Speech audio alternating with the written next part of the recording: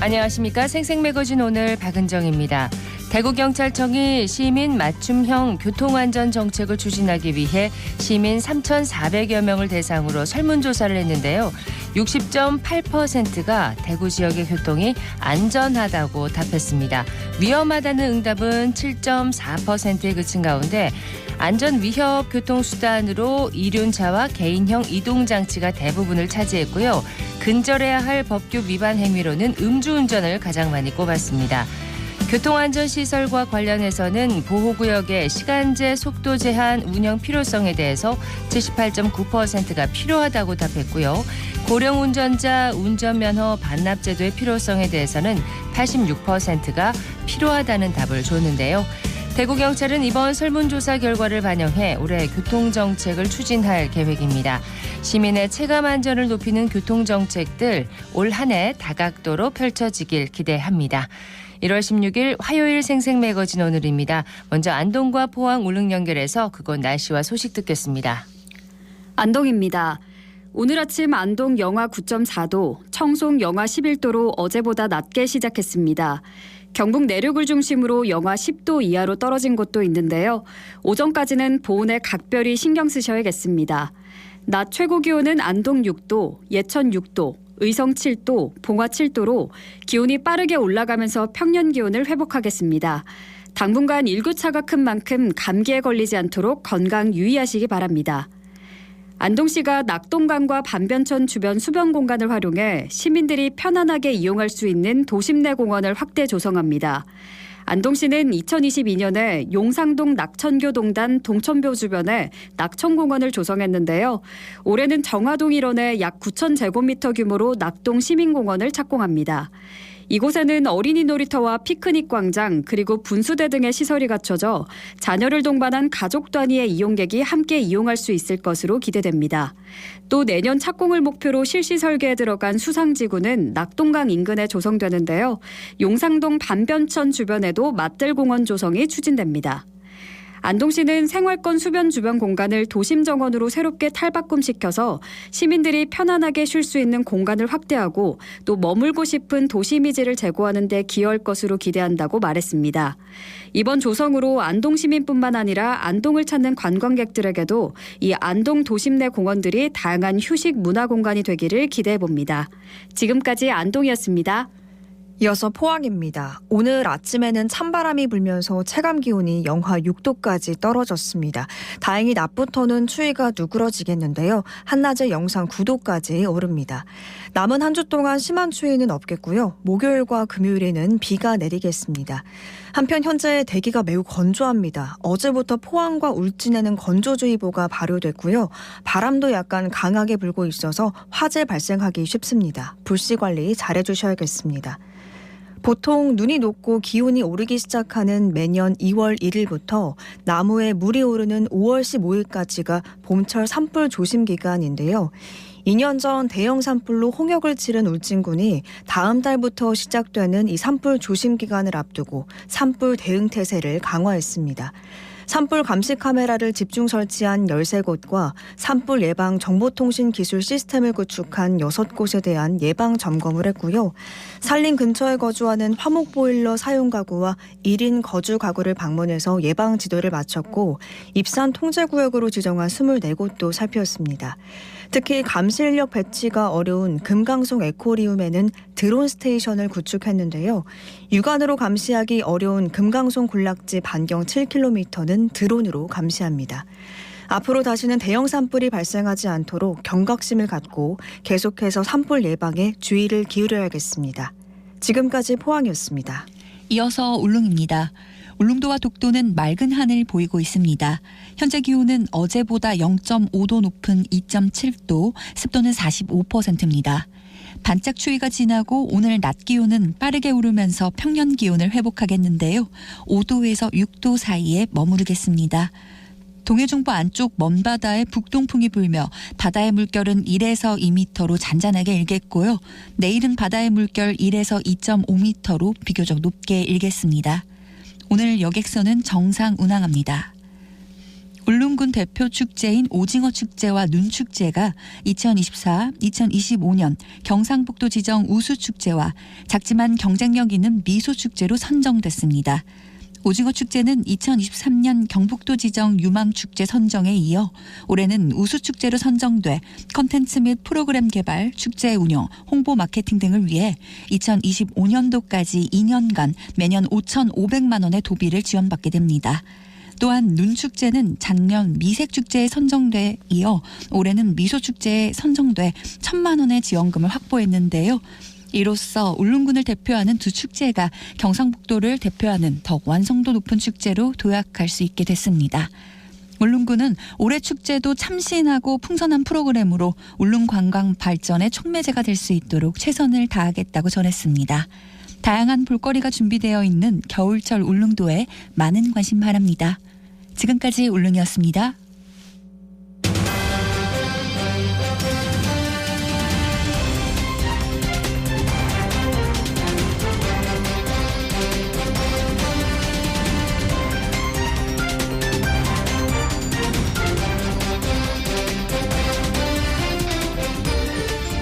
지나고 보면 젊은 시절은 고민의 연속이 아니었나 싶습니다.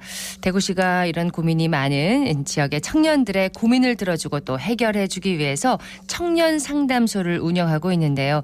올해는 보다 더 많은 도움을 주기 위해서 상담사 위촉 공고를 진행하고 있습니다. 자세한 내용을 대구광역시 청년센터 성장지원팀의 박일남 팀장 연결해서 들어보도록 하겠습니다. 박 팀장님 안녕하십니까? 네, 안녕하세요. 대구광역시 청년센터 성장지원팀장 박일남 팀장입니다. 네, 반갑습니다. 자, 대구 청년상담소 먼저 어떤 곳인지 좀 소개를 해주세요. 네, 저희 청년상담소는 그 지역 청년들이 직면한 삶의 고민과 어려움을 나누는 소통과 공감의 장이라고 보시면 됩니다. 네. 청년들이 가지고 있는 고민을 함께 풀어나가고요.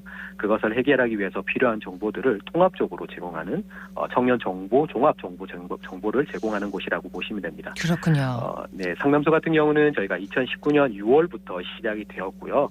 올해는 저희가 총 8개 분야에서 1:1 맞춤형 상담을 진행할 예정입니다. 네.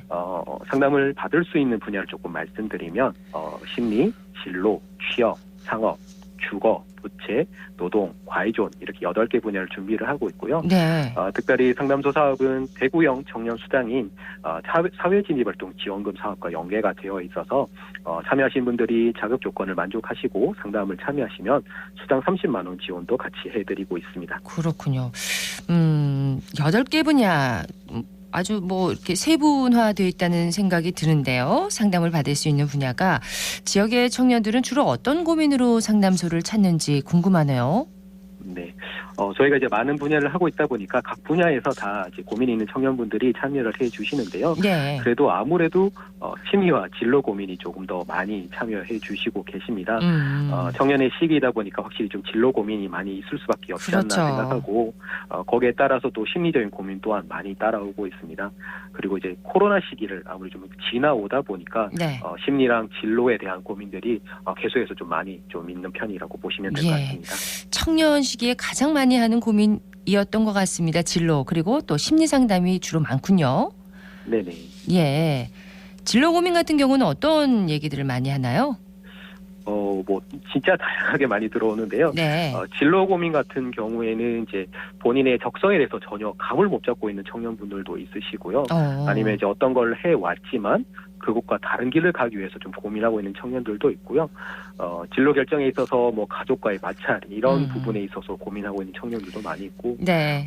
덧붙여서 좀 심리 고민에 대해서 좀 말씀드리면은요, 심리에 대해서도 좀 다양하게 많이 나오고 있습니다. 이제 가족들과 그리고 또 대인 관계에서 어려움을 겪고 있는 청년들도 있고, 자존감이나 자신감을 잃어버려서 좀 힘들어하고 있는 청년들, 네. 그리고 이제 마음의 우울감 등 감정의 기복들, 어려움들 겪고 있는 청년들이 그렇게 좀 많이 고민을 해주고 계시고요. 이런 고민들이 있다 보니까 와서 상담을 받으시고 할 때 그렇게 길지 않은 상담 시간에도 불구하고 고민을 얘기하면서 눈물을 보이는 청년들도 많이 있습니다. 그렇군요. 이렇게 상담을 통해서 물론 해법을 찾는 것뿐만 아니라 실질적인 정보도 좀 얻을 수 있는지도 궁금해요. 네, 그렇습니다. 일단은 저희가 아까 말씀드린 것처럼 종합 정보 제공이다 보니까요. 예. 저희는 이제 청년분들이 이곳에 오시면 필요한 정보를 다른 곳에 가지 않고 한 곳에서 받아갈 수 있도록 여러 가지 분야를 저희가 진행을 하고 있는 거고요. 예. 실제적인 뭐 정보에 대한 예를 들어서 좀 말씀드린다면 뭐 진로 같은 경우에는 청년분들의 직업 선호도도 파악하시거나 이력서 첨삭 같은 것들도 가능하시고요. 뭐 집을 계약하기 전에 알아봐야 될 내용들도 확인하실 수가 있고 부채로 어려움 겪는 청년분들은 이걸 해결하기 위한 제도에 대한 것도 들으실 수가 있고 예. 창업을 준비하고 있는 청년분들이라면 또 투자에 대한 정책들도 알 수가 있습니다. 그래서 이렇게 뭐 다양하게 좀 진행을 하다 보니까 청년분들의 좀 만족도가 높은 편이라고 봐주시면 될 것 같고요. 네. 작년에 참여했던 청년분들도 이제 PW를 남겨주신 거에서 93% 정도가 사업에 만족했다는 그런 답변을 또 보여주셨습니다. 근데 직업 선호도 파악이라든지 이력서 첨삭 또 집 계약하기 전에 알 내용들을 확인하는 것까지 상당히 전문적이거든요. 네. 예, 이런 상담사분들이 거기에 계신다는 건데 그래서 올해는 더 많은 도움을 드리기 위해서 상담사 위촉 공고를 지금 진행하고 있다면서요? 네, 맞습니다. 처음 시작할 때부터 지금까지 다 계속해서 각 분야의 전문 상담사님들이 저희들과 함께 해주셨는데, 네. 이렇게 제가 계속해서 하다 보니까 또 많은 청년분들을 만나고 이렇게 좀 더 하다 보니까 상담사님들을 공고로 해서 좀 더 많은 분들을 모시려고 제가 준비를 하고 있는 정말 많은 상황입니다. 분들이 필요할 것 같아요. 네, 맞습니다.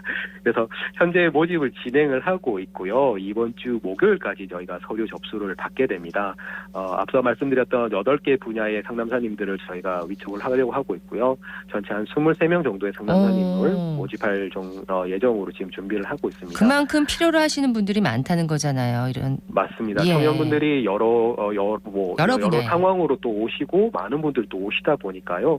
상담사 선생님들이 여러 명이 계셔야지 그 상황들을 좀 저희가 대처를 할 수가 있는 부분들이 있고요. 그렇습니다. 그렇다 보니까 상담사님들을 모시려고 하는 분들은 이제 해당 분야에 뭐 국가 자격증이나 또 저희가 지정해놓은 민간 자격증이나 또는 석사 학위 이상의 그런 관련 분야의 석사 학위 이상의 학위를 가지고 계신 분이라면 응시가 가능하시고요. 네. 응시를 해주신 분들 대상으로 저희가 서류 전형과 면접 전형을 거쳐서 최종 위촉을 하게 됩니다. 그래서 위촉이 되신 선생님들은 해당 분야의 상담사로 청년들과 1:1 상담을 진행을 해주시게 될 예정입니다.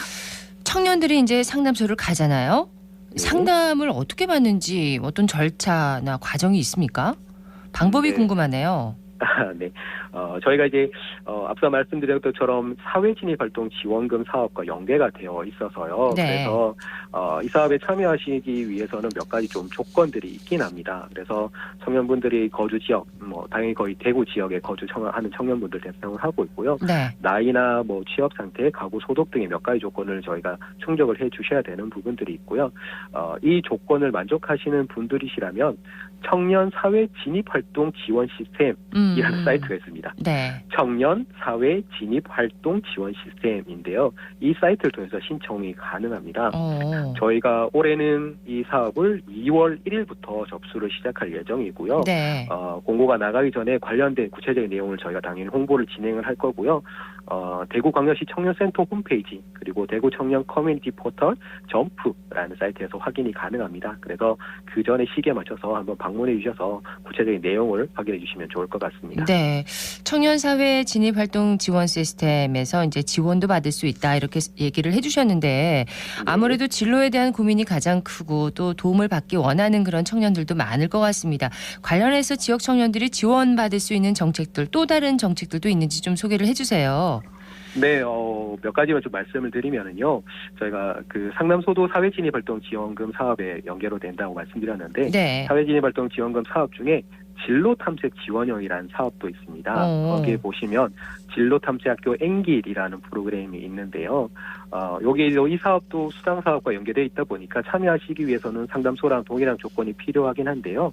이 사업에 참여를 하시게 되면 6주 동안 저희가 진로 관련 교육에 참여를 하시게 됩니다. 그리고 이를 수료하시게 되면 사회진입활동 지원금 150만 원 지원을 또 받으실 수가 있습니다. 예. 그리고 이제 고용노동부에서 운영하는 청년 도전 지원 사업이라는 게 있습니다. 요거는 6개월 이상 취업이나 교육, 훈련 등이 없는 청년분들 대상으로 하고 있고요. 올해에는 5주, 15주, 25주 과정으로 저희가 프로그램이 진행될 예정입니다. 요 과정을 또 이수하시게 되면 여기에서도 또 수당을 받으실 수가 있고요. 예. 고용노동부 사업으로는 네, 고용노동부 사업으로는 청년 도전 지원 사업이라는 이름으로 하는데 청년센터에서도 이 사업을 진행을 하는데요. 저희는 그 점핑이라는 이름으로 진행을 하고 있어요. 그래서 네. 이것도 저희가 상반기에 좀 모집을 좀 시작될 거니까 많은 관심 가져주시면 좋을 것 같고, 이 동일하게 이 두 가지 사업들도 아까 이제 말씀드렸던 청년센터 홈페이지나 점프를 통해서 내용을 확인하실 수가 있으니까 즐겨찾기 한번 해주시면 좋을 것 같습니다. 근데 말씀을 들어보니까 진로나 취업과 관련해서 교육도 받고 훈련도 받고 지원금도 받을 수 있는 그런 정책들이 맞습니다. 찾아보면 많네요. 네, 많이 예. 진행하고 있습니다. 도움을 좀 청하면 좋을 것 같습니다. 참여할 수 있는 프로그램도 있다면서요? 네. 청년센터에도 다양한 프로그램을 진행을 하고 있습니다. 그래서 앞서 말씀드렸던 프로그램 외에도 몇 가지 좀 말씀드리면은요. 네. 대구의 청년 정책을 직접 만들어갈 수 있는 청년 정책 네트워크라는 또 사업도 있습니다. 이 사업에 참여하시면 청년부들에게도 청년 정책에 대한 그런 교육도 진행을 하게 되고요. 네. 분과별로 좀 활동을 하면서 직접 대구에 필요한 청년 정책이 어떤 거다라는 것들을 제안을 해 보실 수가 있습니다. 네. 그리고 또 진로 관련해서도 또 다른 프로그램이 또 있는데요. 저희가 청년학교 딴길이라는 프로그램을 하고 있습니다. 청년분들이 나의 진로와 관련해서 새로운 길, 딴길을 경험해 보실 수가 있는 건데요. 네. 저희가 이 학교 딴길에서 여러 가지 학과를 개설을 합니다. 그래서 뭐 예를 들어서 농장 키우기 학과, 마음 돌봄학과 이런 식으로 해서 각 분야를 보시고 내가 관심 있는 수업이 있다라고 하신다면 수업을 참여해서 들으실 수가 있고요. 예. 그걸 통해서 진로를 직간접적으로 경험해 볼 수 있다라고 생각하시면 좋을 것 같습니다. 그리고 대구에서 활동하고 계시는 프리랜서 분들이 있다면 네. 프리랜서 지원 사업을 저희가 또 진행을 하고 있습니다. 그래서 이 사업에 참여를 해주시면 프리랜서에서의 본인을 또 알릴 수 있는 기회가 있고 또 이분들에게 저희가 역량 강화도 지원해드리고 네. 다른 프리랜서 분들과 또 네트워킹도 할 수 있는 그런 기회를 제공해드리고 있습니다. 네. 올해는 또 더 많은 또 다양한 분야에서 이 청년들에게 도움을 주기 위해서 전문 청년 상담사를 또 첫 공개 모집을 하고 계신다고 들었어요. 이번 주 목요일까지 서류 접수를 하니까 청년들에게 도움을 주고 싶으신 많은 전문가분들께서 좀 지원을 하셨으면 좋겠고 끝으로 지역 청년들에게 해주고 싶은 얘기가 있다면 좀 말씀해 주세요. 네. 저희 청년센터는 청년들이 살고 싶은 대구를 만드는 것을 목표로 잡고 있습니다. 예. 그래서 그런 대구를 만들기 위해서 저희가 다양한 프로그램을 진행을 하고 있으니 많이 참여해 주시면 좋을 것 같고요. 참여를 하셔서 좋은 반응이든 그리고 또 아쉬운 것이든 다 피드백해 주시면 그걸 모아서 청년분들에게 더 도움이 되는 대구를 만들어갈 수 있도록 하겠습니다. 네. 그래서 2024년 모든 대구 청년분들 함께 힘차게 시작했으면 하고요. 청년센터의 다양한 사업에서 올해 만났으면 좋겠습니다. 어디로 갈지 몰라서 길을 헤매고 있는 청년들 이곳에서 좀 도움을 받으셨으면 좋겠습니다. 오늘 말씀 고맙습니다. 네, 감사합니다. 대구광역시 청년센터 박일남 성장지원팀장이었습니다.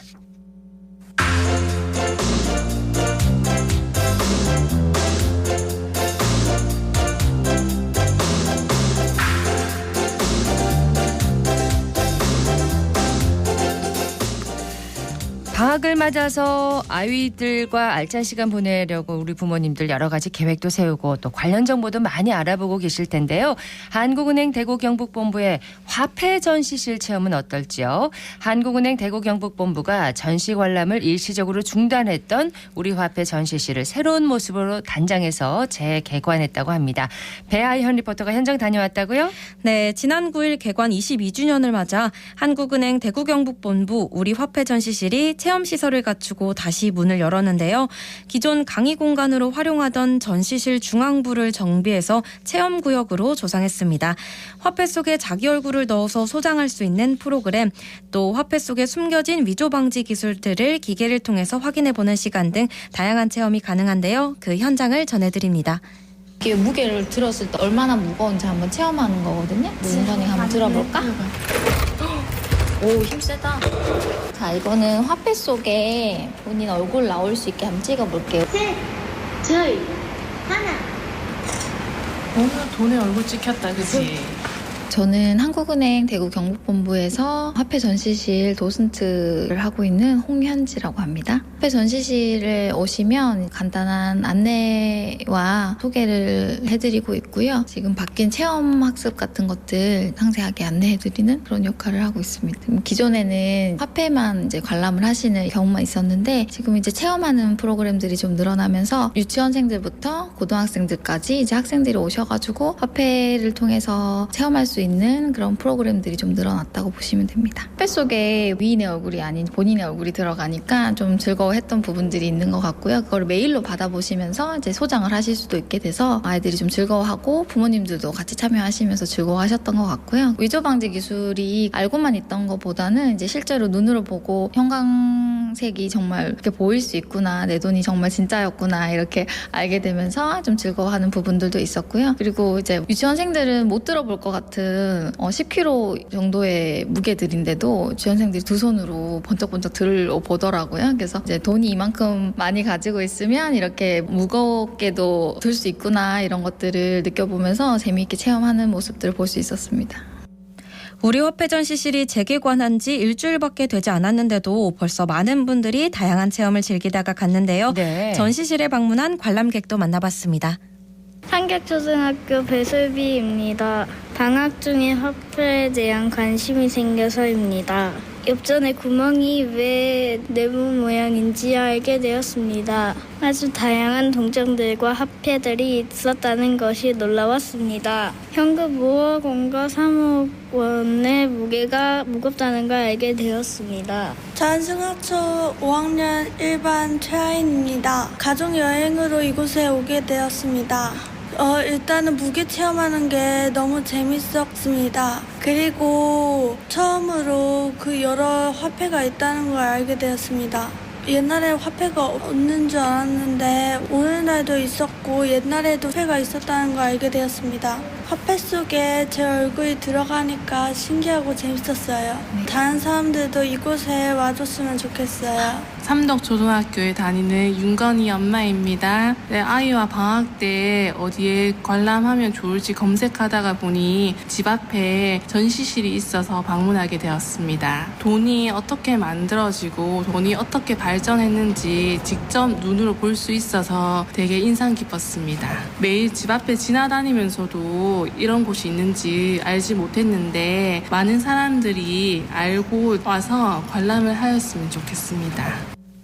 네, 앞으로 또 다양한 프로그램을 준비하고 있다고요? 네, 맞습니다. 가상현실 체험기를 이용해서 한국은행 본점 화폐박물관을 가상현실로 돌아보는 프로그램도 준비하고 있고요. 외국 중앙은행 화폐 전시실 가상투어, 과거 대구 경북본부 가상투어 등 재미있는 자체 콘텐츠를 제공하기 위해서 노력하고 있다고 합니다. 네. 자세한 이야기는 담당자의 목소리로 들어보시죠.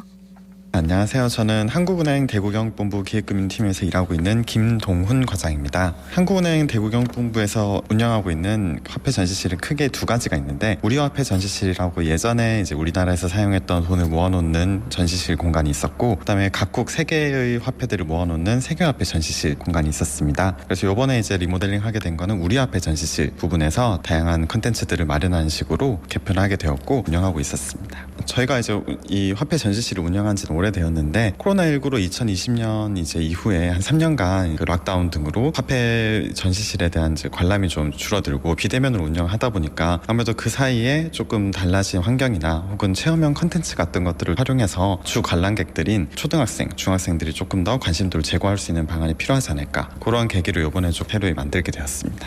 아무래도 화폐와 경제에 대한 체험 교육을 계속 강화해 나갈 계획이라서 VR 같은 것도 조성을 해서 저희가 생생하게 그리고 체험형으로 볼 수 있는 시설을 확충하려 하고요. 또 이제 요번에 한 게 우리화폐 전시실 공간에 대한 이런 재조성 환경이었기 때문에 올해는 다른 세계화폐 전시실도 같이 조금 리모델링을 해서 다양하고 폭넓은 경험을 할 수 있도록 저희가 운영해 나갈 계획입니다. 한국은행 대구경북본부가 대구 중구에 위치해서 접근성이 좀 떨어지는 측면도 있겠지만은 항상 열려있고 관심이나 뭐가 경제교육이 라던가 혹은 뭔가 궁금한 점이 있으면 언제든 찾아올 수 있는 공간이기 때문에 이번 우리화폐 전시실 리모델링을 바탕으로 좀 더 많은 관람객들이 찾아서 다양한 이제 경제 콘텐츠들을 즐기고 체험할 수 있는 시간을 가졌으면 좋겠습니다.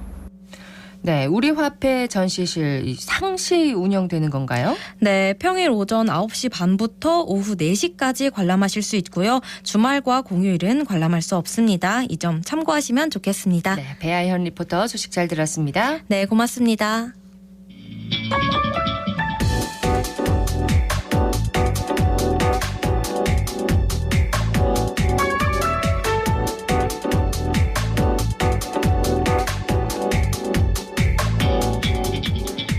묻고 듣고 생각과 마음을 나누는 방송.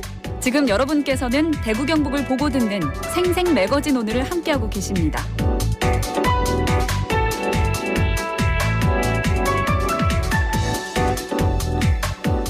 화요일 생생매거진 오늘 함께하고 계십니다. 11시 30분 지났습니다. 기자의 눈으로 지역의 현안과 이슈를 들여다보는 시간입니다. 오늘 매일신문 구민수 기자와 함께합니다. 어서 오세요. 네, 안녕하세요. 자, 오늘 구민수 기자가 준비한 이슈는 뭔가요? 네, 개식용 종식 특별법입니다. 개식용 종식 특별법. 네. 이 제정안이 국회 본회의를 통과했습니다. 지난 30년이 넘도록 이어져온 해묵은 개식용 논쟁. 이 제정안 통과로 막을 내렸습니다. 네, 그렇죠? 그렇습니다. 예. 국회가 지난 9일에 본회의를 열고 개식용 종식에 관한 특별법을 통과시켰습니다. 법안은 제적 의원 298명 가운데 210명이 참석한 가운데 찬성 208표, 기권 2표로 압도적으로 가결이 됐습니다. 특별법은 식용 목적으로 개를 사육, 도살, 유통, 판매하는 행위를 금지하는 내용을 담고 있습니다. 네. 식용 목적의 개 사육과 도살은 물론 개를 사용해 만든 음식물 또는 가공품을 운반, 보관하는 행위도 처벌받습니다. 동물단체들은 서울 여의도 국회의사당 앞에서 환영 기자회견을 열고 대한민국이 새로운 역사의 장을 열었다고 평가했습니다. 처벌 조항도 강화됐죠? 네, 앞으로 식용 목적으로 개를 도살하면 3년 이하의 징역 또는 3천만 원 이하 벌금형에 처해집니다. 사육, 증식, 유통, 판매하면 2년 이하 징역 또는 2천만 원 이하 벌금에 처하게 됩니다. 다만 벌칙 조항은 법안 공포 이후 3년이 지난 뒤부터 시행하도록 유예 기간을 뒀습니다. 3년이요? 네. 처벌에는 유예를 뒀지만 특별법이 공포되면 개농장, 개도살 유통시설, 개고기 식당 등은 3개월 이내에 시설의 명칭, 주소, 규모를 신고해야 합니다. 네. 또 6개월 이내에 폐업 또는 전업에 대한 이행계획서를 제출해야 합니다. 지자체는 유예 기간에도 이행계획서 준수 여부를 정기적으로 점검할 수가 있습니다. 폐업, 전업 이행계획서를 제출한 업체에 대해서는 전업 지원 근거 조항을 둬서 경제활동을 이어갈 수 있도록 지원한다는 내용을 담고 있습니다. 네, 전통 식문화라는 주장과 동물 학대다 이런 여론이 꽤 오랫동안 충돌했었어요. 네, 개식용 논쟁은 1988년 서울올림픽 개최가 확정되면서 국제사회가 한국의 개식용 문화를 비판하며 시작됐습니다. 국외 여론을 잠재우기 위해 올림픽 기간에 서울시가 자체적으로 보신탕 판매를 금지했지만 이후에는 흐지부지 됐습니다. 1991년 동물보호법이 제정됐지만 여전히 개 식용은 전통 식문화로 인식이 돼서 동물학대 범위에서 제외됐습니다. 최근 동물복지 인식이 확산하고 반려인구가 늘어나며 개고기를 먹을 의향이 없다고 답하는 소비자가 급격하게 증가했습니다. 전국 3대 게시장 중에 한 곳이 대구에 있잖아요. 네, 대구 칠성시장 개고기 골목입니다. 칠성시장 개고기 골목은 전국 3대 게시장이었던 경기 성남시 모란시장과 부산 구포시장이 문을 닫으면서 유일하게 남은 게시장입니다. 네. 저희 취재진이 최근 방문했을 때는 전국 3대 게시장이라는 과거의 명성이 무색할 정도로 적막감이 가득했습니다. 100m가 채 되지 않는 골목에는 임대문이라고 적힌 팻말이 군데군데 붙어져 있었고요. 그나마 영업 중인 가게 안에서 식사를 하는 손님은 한 손가락에 꼽힐 정도였습니다. 예. 북구청에 따르면 현재 이곳에서 보신탕업소 4곳, 건강원 9곳 이렇게 13곳이 영업을 이어가고 있다고 합니다. 그렇군요. 자, 이 특별법 통과에 대해서 이 상인들의 반응은 어떻던가요? 상인들은 시대적 변화에 따른 폐업이 불가피한 만큼 생계 유지를 위해 적절한 보상안이 필요하다고 목소리를 높였습니다. 30년 넘게 이곳에서 육견을 판매하고 있다는 장모 씨는 일평생 이 일만 했는데 아무 대책 없이 나가라고 하니 답답하다고 했습니다. 예. 업종 전환을 하려고 해도 돈이 없어서 못한다는 건데요. 본인도 19살 노견을 키우는 견주지만 어떤 동물을 먹을 수 없다고 법으로 막는 것이 의구심이 든다고 불만을 토로했습니다. 예, 개고기 관련 업주들에 대한 지원책 어떻게 지원을 하는지가 이제 앞으로 관건이 되겠네요. 네, 원안은 폐업하거나 다른 업종으로 전업할 경우 정당한 보상이 이뤄질 수 있도록 지원해야 한다고 명시했지만 네. 최종안에서는 필요한 지원으로 표현이 바뀌었습니다. 불법의 소지가 많은 곳까지 보상을 받을 수 있다는 우려의 목소리가 반영됐기 때문인데요. 세부 내용은 대통령령으로 구체화될 예정입니다. 반발의 목소리도 있겠네요. 네, 관련 업주들은 개식용 금지법 자체가 위헌 소지가 있다며 강하게 반발하고 있습니다. 칠성시장 개고기 골목 외에도 대구 경북에는 300곳의 육견 농가가 운영 중인 것으로 추정이 됩니다. 주영봉 대한육견협회 위원장은 개식용 금지법은 헌법에서 규정한 직업 선택의 자유와 재산권을 침해하는 악법이라고 목소리를 높였습니다. 적절한 보상도 없이 업종을 변경하라고 하는 것은 말이 안 된다는 설명인데요. 정부는 실질적인 보상안을 내놔야 한다고 강조했습니다. 네. 보상금 그럼 어느 정도 수준이 될까요? 네, 보상안을 둘러싼 논쟁은 벌써부터 분분합니다. 육견협회 등에서는 개 한 마리당 최소 200만 원의 보상금이 필요하다고 요구하고 있습니다. 개 한 마리당요? 네. 현실화될 경우 필요한 예산이 조 단위가 넘을 수 있다는 전망도 나오는데요.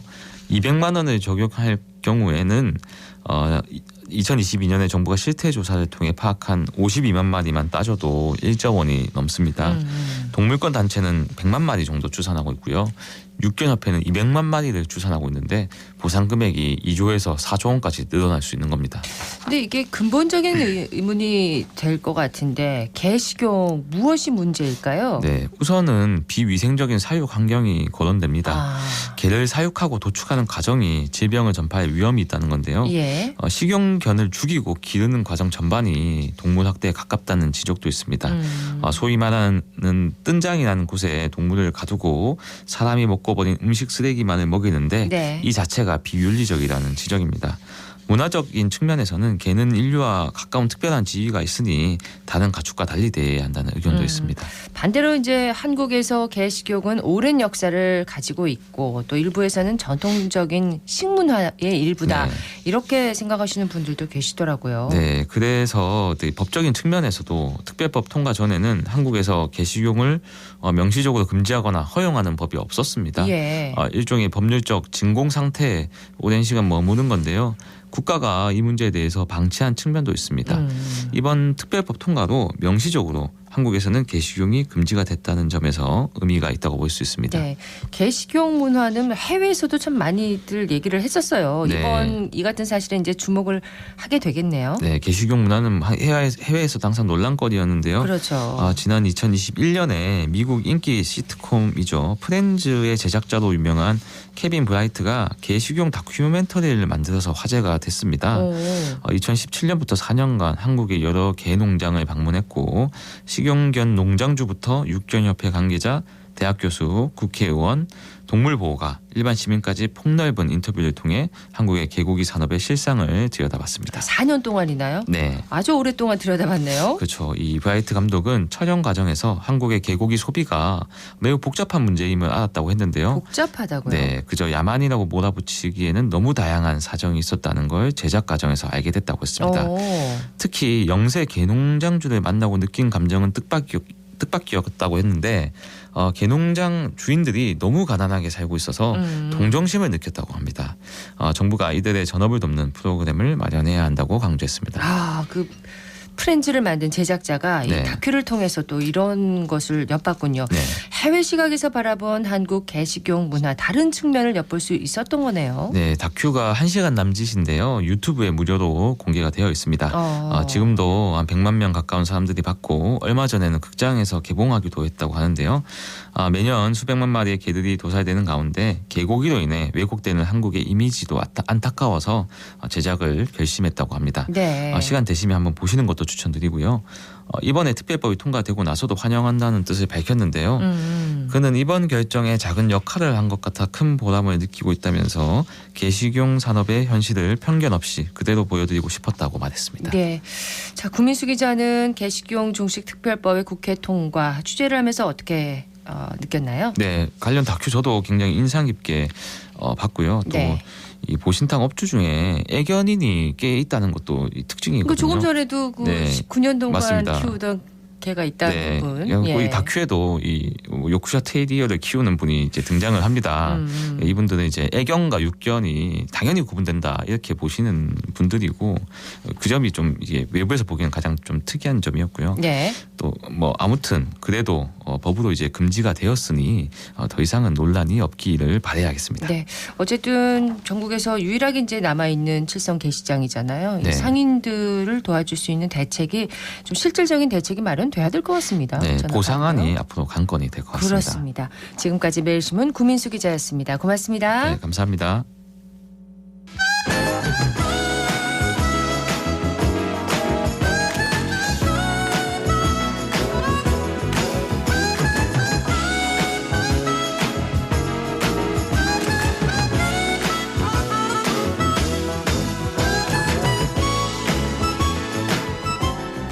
(11시 40분) 지났습니다. 새해 벽두부터 정부가 주거 안정을 위한 부동산 대책을 발표했습니다. 부동산 시장은 언제나 국민의 큰 관심사항이죠. 어쨌든 경제 오늘은 110 부동산 정책에 대해서 알아보도록 하겠습니다. 대구 경북 부동산 분석학회 송원배 이사 나오셨습니다. 어서 오세요. 네, 안녕하세요. 예, 새해부터 부동산 정책이 발표될 정도로 부동산 시장이 좋지 않다 이런 얘기인 것 같습니다. 추진 배경부터 좀 설명을 해 주실까요? 네, 최근에 이제 건설사 도급 순위 16위의 1군 건설사인 이 태영건설이 워크아웃 신청으로 이제 경제 전반에 큰 파장이 일었고요. 부동산 PF 연체율이 높아지고 또 PF발 금융권의 부실도 계속해서 도마 위에 오르고 있습니다. 여기에 더해 고금리 고물가가 지속되면서 주택 공급의 선행지표인 인허가 착공이 많이 위축하였고요. 또 이런 공급 위축이 장기화할 때는 이 건설 산업과 지역 경제에도 악영향을 끼치게 됩니다. 여기에다 부동산 시장 가열 시에 강화된 규제로 이 주택 구입과 보유 부담이 커지면서 집을 사려는 수요도 크게 위축된 상황입니다. 그렇습니다. 그렇다면 이번에 정부가 내놓은 부동산 정책 주요 내용은 뭔가요?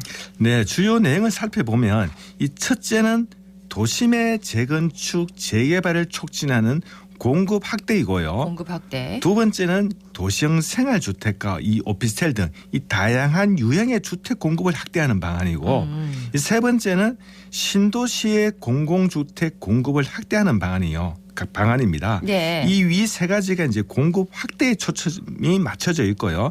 마지막으로 공급 사업자와 수요자를 지원하는 건설 경기 활력 회복으로 정리가 됩니다. 예. 대구도 노후 아파트가 많이 있습니다. 재건축, 재개발 속도를 낼 수 있을까요? 지금 이 정책 자체가 공급 확대에 초점이 맞춰져 있으니까요. 네, 맞습니다. 예. 재건축을 이제 가지고 있으면 많이 기다리실 텐데요. 네. 우선 재건축 사업은 시작부터 준공까지 많은 시간이 걸립니다. 이 첫 번째로 추진하는 게 사업 속도를 내기 위한 패스트트랙 도입인데요. 준공 30년이 경과하면 이 안전진단 없이도 재건축 착수를 허용합니다. 이 조합 설립 조기화를 통해서 사업 기간을 최대 3년 단축한다는 방안인데요. 이 현재는 안전진단 통과 후에 이 정비구역 위반이 가능했으나 이 안전진단을 통과하지 않아도 정비사업 착수가 가능하도록 개선해서 이 노후도가 높은 아파트는 안전진단이 걸림돌이 작용하지 않도록 안전진단 기준을 이 사업 인가 전까지만 받으면 되는 것으로 변경을 했습니다.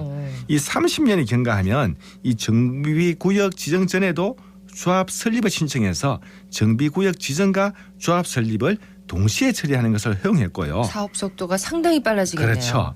이 두 번째는 정비사업 추진 요건을 완화했는데요. 그간 이 신축 빌라가 이 혼재되어 있다든지 또 부지 특성상 이 재개발 추진이 불가능했던 지역도 사업에 착수할 수 있는 정비사업 추진 요건이 완화됩니다. 이 재개발의 노후도 요건이 있어요. 이게 3분의 2 정도였는데 이게 60%로 또 완화되고 촉진지구 지정시에서는 이 50%까지로 완화됩니다. 이 노후도 위반 요건에 해당되지 않는 지역도 20%까지 포함할 수 있는데요. 이게 뭐냐 하면은 나대지나 이 창고도 포함해서 한 번에 정비가 가능해집니다. 이 또한 이제 공동 지분이 있으면은 소유권이 복잡하잖아요. 그렇죠. 현행 공유자 전원이 동의해야 했지만 이번 개정은 4분의 3만 동의하면 가능하게 해서 전체적으로는 사업이 좀 당겨질수록 이렇게 보완하였습니다. 예, 정부가 재건축 규제를 정말 크게 완화했는데 또 어떤 내용들이 있나요? 네, 이 재건축에서 조합을 설립을 했지만 이 조합은 초기에 자금이 없기에 이 사업 추진에 애로사항이 있을 수 있겠습니다. 예. 그래서 이번에 자금 지원을 신설했습니다. 정비 계획의 공공 부분의 이제 공구 비율을 심사해서 조합 설립 후 초기 사업비 명목으로 50억 원을 융자해 주고요. 예. 또 사업 시행 인가 시에는 민간 대출 시 50억 원을 허가해서 보증을 합니다. 이 기존에 적용 중이던 관리 처분 인가도 본 사업비의 허가 보증을 60%까지 확대했고요.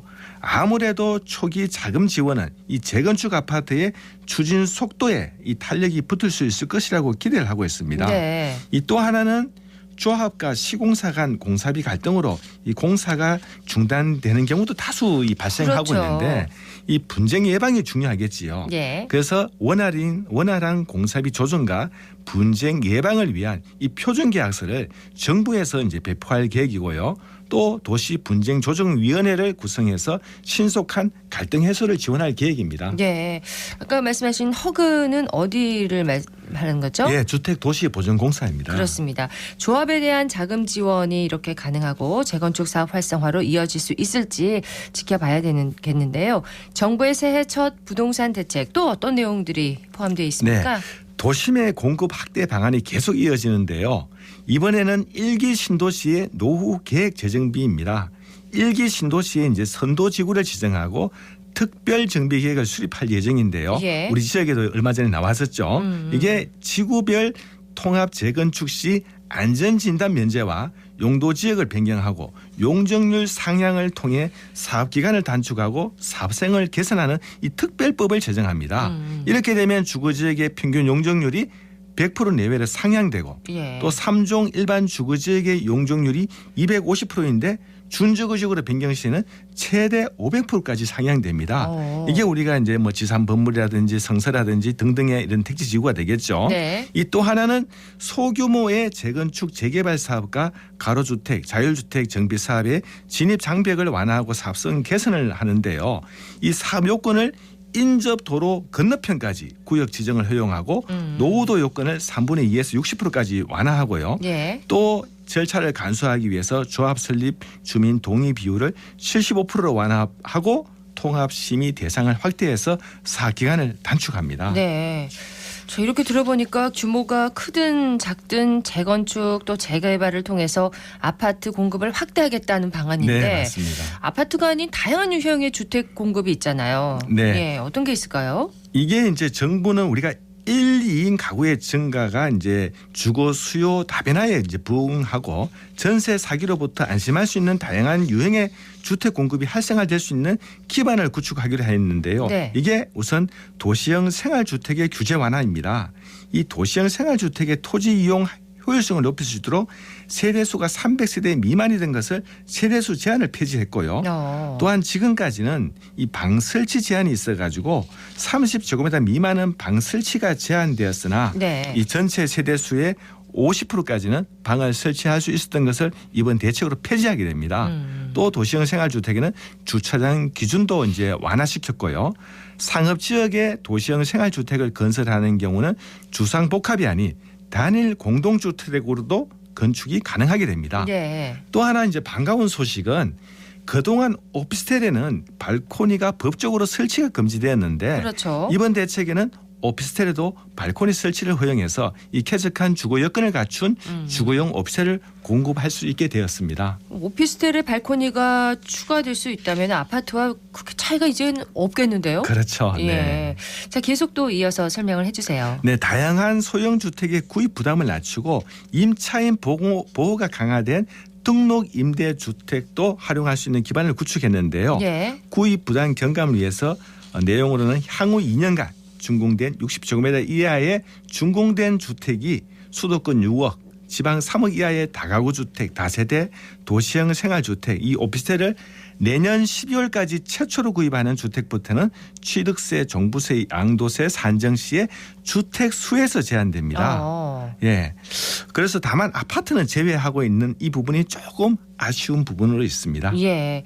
소형 주택 취득 시에 주택 수를 제외하여서 중과세만 하지 않겠다 이런 내용이죠. 네, 예, 맞습니다. 중과세를 하지 않겠다 이 내용인데 임대사업자의 단기 등록 임대도 추진한다면서요?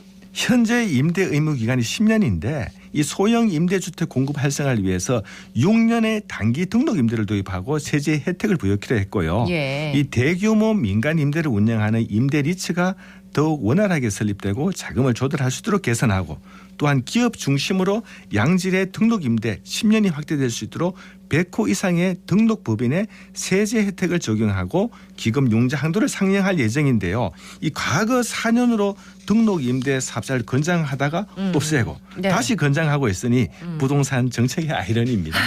그러네요. 기존에 발표된 신도시 공급 정책은 어떻게 추진되고 있나요? 수도권 이제 3기 신도시 발표가 있은 지가 벌써 5, 6년이 지나고 있는데요. 이들 택지는 올해부터 내년 상반기까지 모두 조기 착공을 완료하겠다는 방침이고 예. 앞으로 신규 택지의 지구 지정과 이 통합 승인 통합을 확대하고 일정 기간 내 보상 착수를 의무화합니다. 이 보상 추진안을 지정권자에 보고해서 보상 절차가 지연되지 않도록 한다는 계획입니다. 네. 또한 이제 정부가 이제 신규 택지 분양에서 미매각 토지 또 민간 매각 토지 중에 반환 용지를 공공주택 용지로 전환해서 공공주택을 추가로 공급할 예정입니다. 그렇군요. 장기적으로는 이 공급 확대가 주거 안정에 절대적으로 필요한 상황이긴 하지만 현재 미분양 주택에 대한 문제도 해결할 과제지 않겠습니까? 네. 이게 수도권을 제외한 이 지방의 준공 후 미분양 주택에 대한 세부담 경감을 추진하는데요. 이 사업자와 구입자로 나눠집니다. 예. 사업자의 혜택은 준공 후 미분양 주택을 내년 12월까지 임대주택으로 활용 시에 건설 사업자의 원시 취득세를 50% 감면해 주는 내용이고요.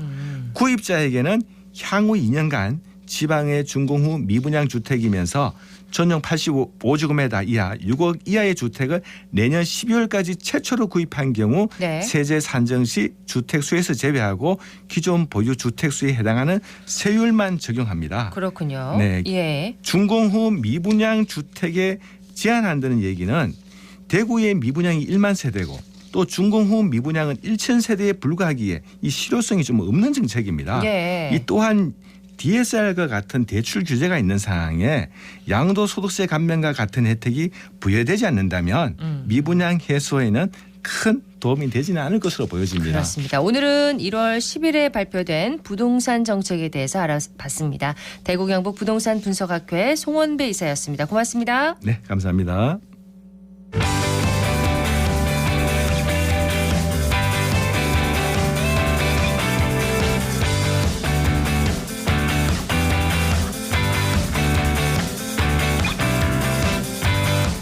정보 클릭.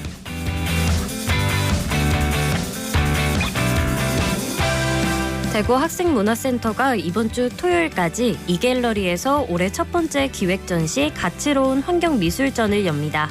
이번 전시에서는 대구 경북에서 활동 중인 환경미술작가 8명이 폐목재와 비닐하우스 철제 골조 등을 활용한 작품 27점을 만나볼 수 있는데요. 토요일에는 작가와 함께하는 창작교실이 운영돼 전시 참여 작가를 일일 도슨트로 만날 수 있습니다. 자세한 내용은 대구 학생문화센터 홈페이지에서 확인할 수 있습니다.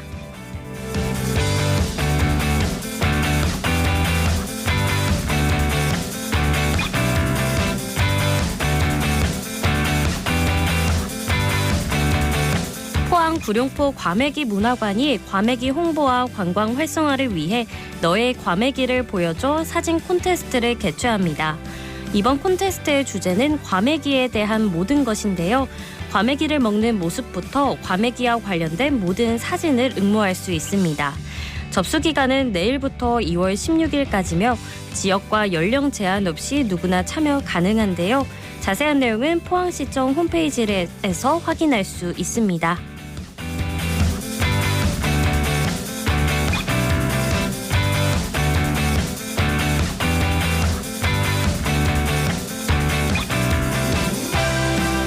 대구문화예술회관이 지역 전문 예술인과 시민이 함께 즉흥으로 호흡을 맞춰 무대를 만드는 2024 아츠스프링 페스티벌 즉흥 움직임 참여자를 모집합니다. 즉흥 움직임은 클래식, 재즈, 국악 등 다양한 장르 중 한 곡에 맞춰 자유롭게 자신만의 움직임을 만들어보는 참여형 공연인데요. 사전 워크숍을 통해 전문 무용수로부터 몸의 구조와 움직임을 배워볼 수 있습니다. 시민 참여자 모집은 다음 달 2일까지 진행되는데요. 고등학생 이상 대구 시민이면 누구나 참여 가능합니다.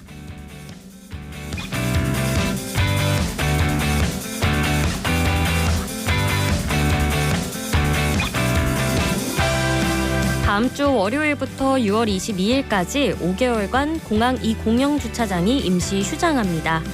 대구 공공시설관리공단은 도시계획시설 변경 허가에 따라 확장 공사를 추진하며 이번 휴장을 실시하는데요. 공항 2 공영주차장은 확장 공사를 통해 총 주차구역이 26% 증가돼 더 많은 수요를 충족할 예정입니다. 또 친환경 전기차량 충전시설과 전용 주차구역 설치, 보안 등과 CCTV 추가 설치도 예정돼 있는데요. 이번 휴장 기간 참고하셔서 이용에 불편 없으시길 바랍니다.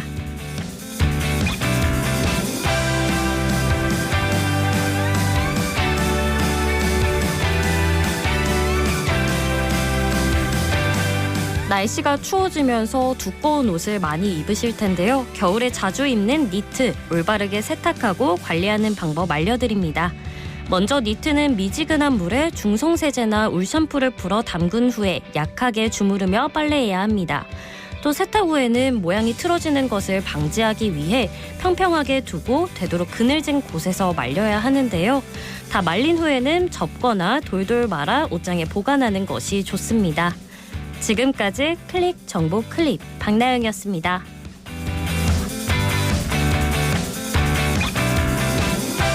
더불어민주당 대구시당과 광주시당이 어제 기자회견을 열고 지역주의 타파 등을 위해서 22대 총선에서 6가지 공통 공약을 마련해 추진한다고 발표했습니다.